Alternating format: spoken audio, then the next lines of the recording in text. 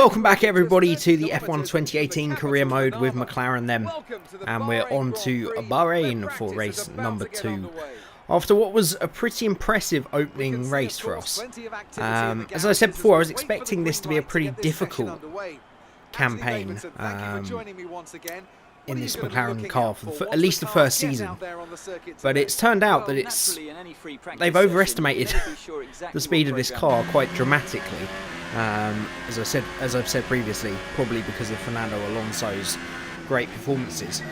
But it was Australia. It was a track that never really shows the strengths or weaknesses of cars. It's a very one-off track, as people always say, and it's an unrealistic place to give yourself an order of the cars for the season. You don't really find out till tracks like this and China, which is coming up next. So we get on with our practice program. Obviously, even if the car is better than we expect it to be, we still need to get these upgrades in nice and early and start pushing the car towards the front of the midfield pack. That's an issue we had last time with the Force India career, is that we got it to the head of the midfield very quickly, but we could never really close down the gap to those front three teams. So that's something we want to really work on doing as early as possible. And with the upgrades being a little bit cheaper this year, and the R&D paths being specific to each team, I'm hoping that we can improve in the areas we need to a lot quicker than last time out. But practice went okay. I never really worry myself if we don't get purples, if we only get green. I know that contradicts saying we want to upgrade the car as quickly as possible. But practice went pretty well. Once again, the super soft tyres don't really show a real representation as everybody else was on the softs. But still, we're showing good pace for practice. And just before we go to qualifying, our practice has allowed us to make a further upgrade. We've gone for the chassis weight reduction. We're going for big upgrades early on here. And if it looks like they're all going to fail, then we will start focusing on the reliability of those upgrades.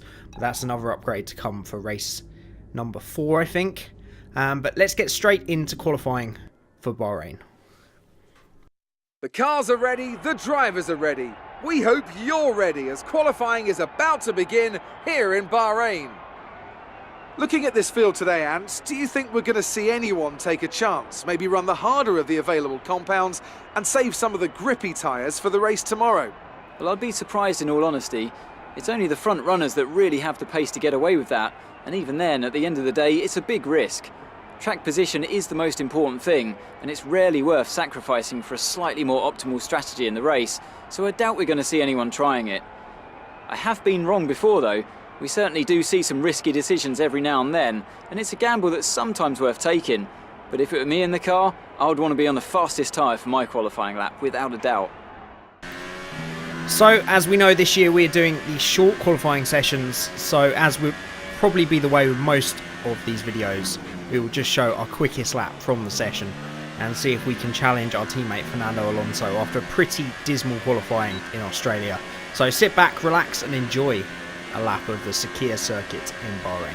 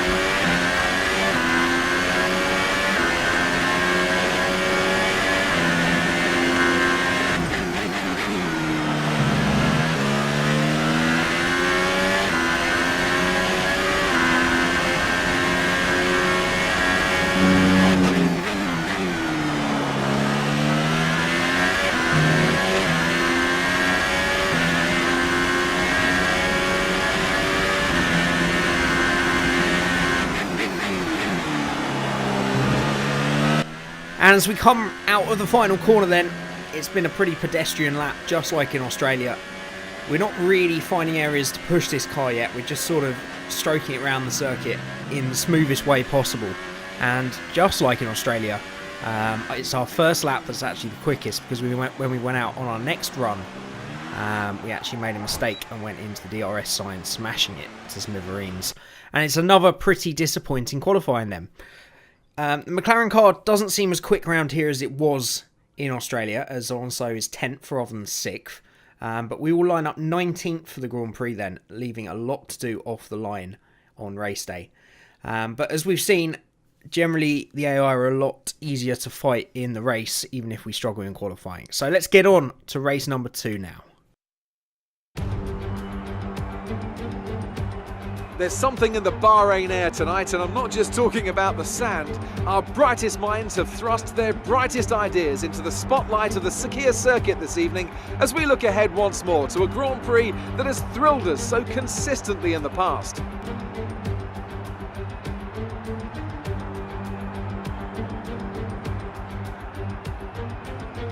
So before the off, let's remind ourselves of yesterday's qualifying session with a look at the starting grid. Kimi Räikkönen starts today from pole position, and starting alongside him P2 is Sebastian Vettel. Looking down the rest of the grid, we have Bottas, Verstappen, Daniel Ricciardo and Grosjean, Magnussen, Perez, Alonso and Pierre Gasly, Hamilton, Sainz, Nico Hülkenberg and Hartley, Ocon, Leclerc, Sergei Sirotkin and Lance Stroll. Ellis and Marcus Ericsson rounds off the grid. So it's going to be another tough race. Obviously, we found out this year the AI are much better in lap 1. And it's going to be very tricky to make up positions early on here. Fernando Alonso promoted into the top 10 thanks to a penalty for Lewis Hamilton. If this game is anything like last year, we're going to see a plethora of penalties for the AI and ourselves throughout this season, especially considering we have a lot less power units and elements to the power unit available to us this year. But here we go then. We need to make a good start, try and pick off these two Williams nice and early to not compromise our strategy. We're underway for race number 2. It's an average start. It's nowhere near as bad a start as we made in Australia, so we at least have a chance down into turn 1. But because of Ericsson down our inside, we don't really have anywhere to go and make a little bit of contact with Lance Stroll in the Williams. Fortunately, no damage to the front wing. Damage seems a little bit more forgiving this year. It's on simulation, but still, those little nudges of the front wing aren't taking anything off as they did last year. But we do dive down the inside of Sirotkin to at least make up one position as we get a bit confused with the cameras. I've got exactly the same buttons as last year, but I'm still struggling for some reason, maybe a little bit rusty, as we nearly make contact with Brendan Hartley. But we make a big dive down the inside and pick off the second Williams and Hartley to move ourselves up to P16 and just behind Ocon in the Force India. We're going to be looking at a 2-stop strategy as we actually try and take a cheeky look down the inside of Ocon into the tight left-hander. Such a tricky corner, that one, to get your braking right, especially on lap 1 with full fuel and low tyre temperatures. It's off camber and you're braking all the way around the corner. Very easy to snatch a brake there and do a lot of damage. But it means that we're up 3 places off the line then, up to 15th. And that's a fairly decent lap and probably as good as we can hope for in this year's game, considering the improvement from the AI on lap 1. We've got a bit of a squabble as we go on to lap 2 here between Gasly, Sainz and Hülkenberg. And I've noticed again, we're on this trend of noticing stuff as we're going to take a look down the inside of Hülkenberg and Gasly. If you show your nose to this AI, they still will jump out the way a little bit. But it's the way they fight back. As you see, Gasly pretty much knocks us off the circuit. As I say, I was just saying, that corner is so tricky anyway. When you have an AI car go wheel to wheel with you and try to effectively push you off the circuit, it makes it even tougher. As we go on to lap 5 now, we've now recaught this group of, I think it's Alonso, Gasly and Sainz. And this seems to be where our race is. It's going to be very tricky to get points from here, but our target is going to be Fernando Alonso. If we can start beating him on a regular occurrence, then I'm sure the paddock will start to take note, as Alonso's world-renowned defending abilities enables him to at least attempt to hold off Gasly as we make our way past Sainz into turn 1 and now go after the Spaniard ourselves. But yeah, as I say, the LA, it's the way they fight wheel to wheel and the way they fight each other this year that I feel has changed.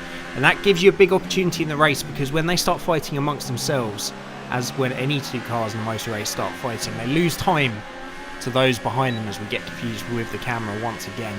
Alonso is now going to dive into the pits. Obviously he's got preference of strategy being ahead on track, and this is actually going to be a fall in our side for the entire race, as we now catch Gasly on our in-lap. And this needs to be as good a in-lap as we can possibly get. We've been held up by Gasly for about half a lap, and we finally say enough is enough and find our way past. It might have been smarter just to get the drag down this straight to get that little bit more lap time in an attempt to come back out from this stop ahead of Alonso.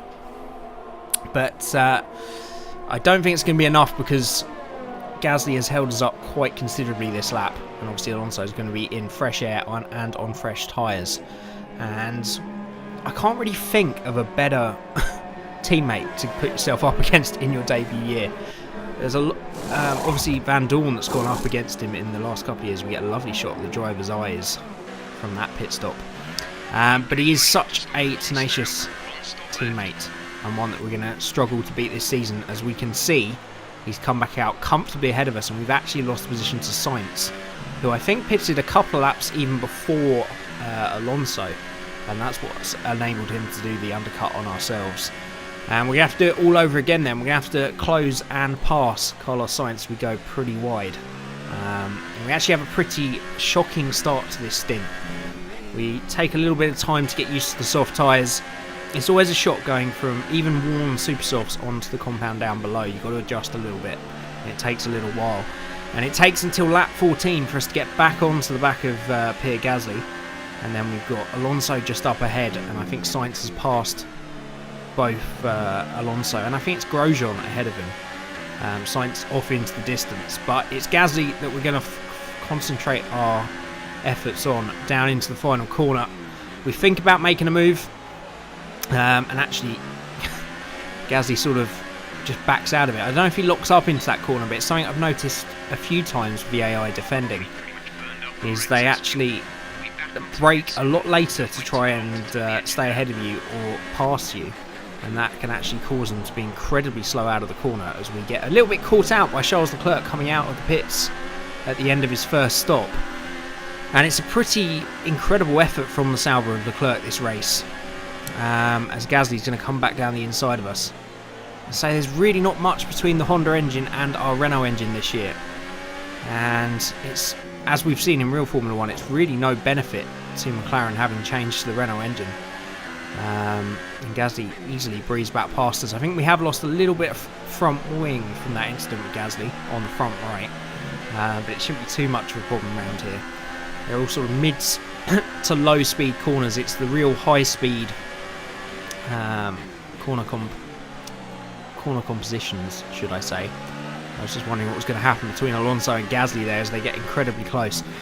Alonso's really kept these cars in check for us, because he's been fighting them so hard that if we do fall behind any of them, we actually catch them up pretty quickly. And these two are still going wheel to wheel. What's this been? 3 or 4 corners now. But still, we can't get close enough to have a go. But Gasly is pushed wide by our teammate Fernando Alonso, but it's not quite enough for us to get past. We pull back into the slipstream with DRS, and you can see still flying away. We're pretty low on fuel and energy at this point. I think we're in a bit of a harvesting phase, and that's something I've really found useful, is making those conscious decisions this year to do harvesting and to save fuel in sort of long stints, and then have those long stints of having everything turned up, and you sort of have those attack and defence phases during the race. But Alonso is in on lap 17 for his second stop then. And say we had gone for the aggressive 2-stop strategy, as Alonso has, because I think starting so far back, we really wanted to attack early on, and we knew that would do our tyres in. So there's no point staying at the back conserving the tyres really, because you could be so far off the points by that point. that the benefit made from doing one less stop is lost. So we thought we'd go aggressive on this one, as we actually make pretty heavy contact with Gasly, who really was our enemy for the entirety of this race. And once again, that one incredible lap we needed to try and get ourselves back out ahead of Fernando Alonso was really destroyed by having to fight Gasly. We always seem to catch Gasly on the exact lap that Alonso pitted, and once again we come back out 2, 3, maybe even 4 seconds behind Alonso. And this was the story for the whole race. Every time we got close to our teammate, we got pulled back into another battle, and then the 2 opportunities we had to maybe get past him through the pit stops were foiled by Gasly. Fortunately, this time he is out the way and we can get down after the road towards Alonso. By this point though, we are sort of 6-7 seconds behind, and our pace has not really seemed good enough to chase down the Spaniard. But we will give it a go. But the thorn in our side, Pierre Gasly, even when we get ahead of him through the pit stops, he still comes back at us. And this has always been my problem on F1 games during a 50% race, is at the beginning you can be a lot more aggressive, it would seem, and the AI seems to pace themselves a lot better. When I get towards the end of the race, I don't seem to have that ultimate pace that I had early on in the race. Whether it's fatigue, whether it's the AI getting quicker as the race goes on and me not being able to match it. But as you can see, Gasly caught us back up past us, and then this started what I can only describe as a real duel to the death between myself and Gasly.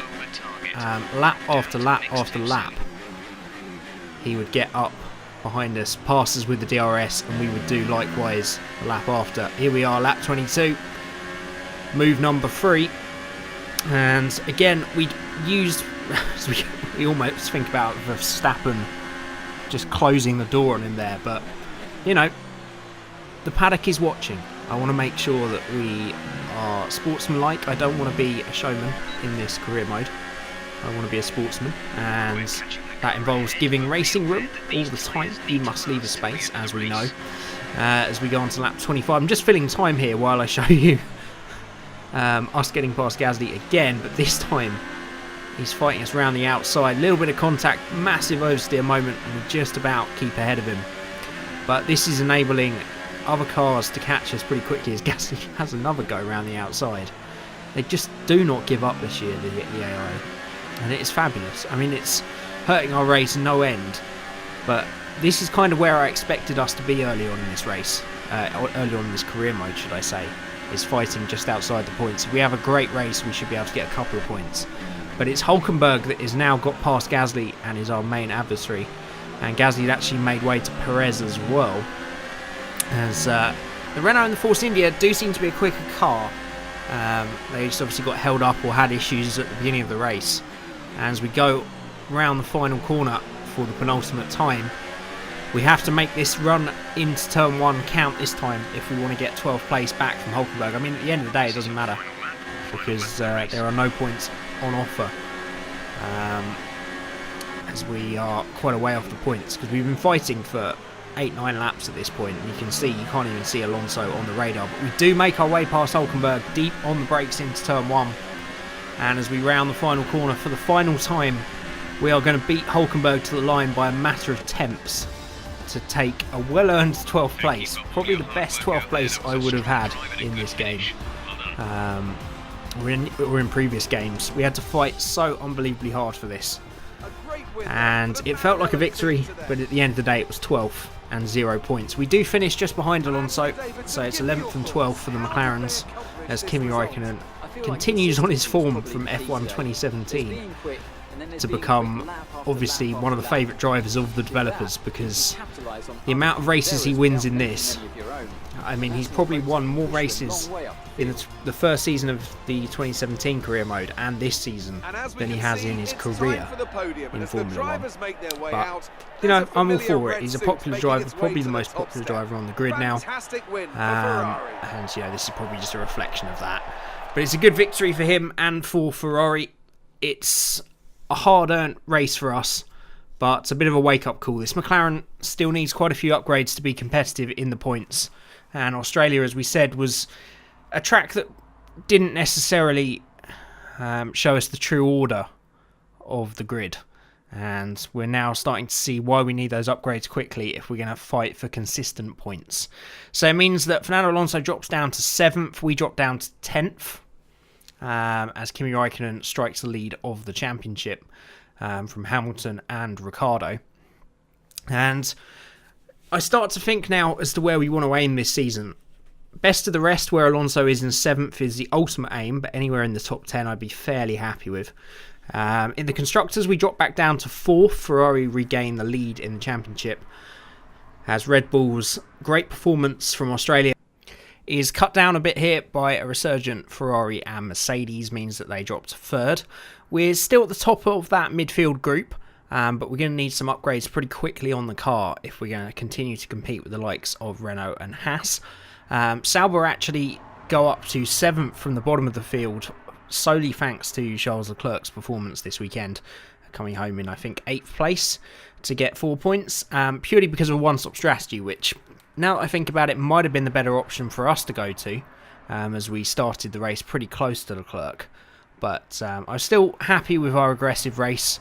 It was good fun fighting with the likes of the Renaults and the Toro Rossos, and hopefully we can do a little bit better in China. But straight after race number 2 then, we got our first post-race interview of the season. Good day today. Tell us about it from your perspective. You gained a lot of positions during the race, didn't you?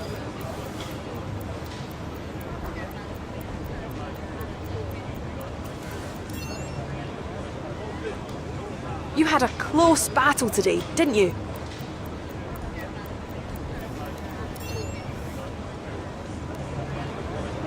Great, well that's everything. Interesting. I do like that they've added back these interviews, as I mentioned in episode 1, and it'll be interesting to see how those questions develop as the season goes on and what kind of things we get asked and how it can influence the team. Obviously, the 2 questions they asked there were pretty straightforward. Obviously, we'd made up a lot of positions during the race from our starting grid position, so it made sense they asked about that. Interesting that they asked about my battle with Alonso, considering we were never really fighting on track. We were maybe within 2 seconds of him at times, but we never actually went wheel to wheel. But I guess that's because of the finishing position and the fact that he is obviously my teammate. But that is going to be it here for round number 2. Up next will be China. I always do very well there. The AI have never been too great round China, especially turn 1. You always get great opportunities to go down the inside of them. And round the long, whichever turn it is before the long back straight. Those are 2 corners that the AI have always struggled with. So it'll be interesting to see how they do this year.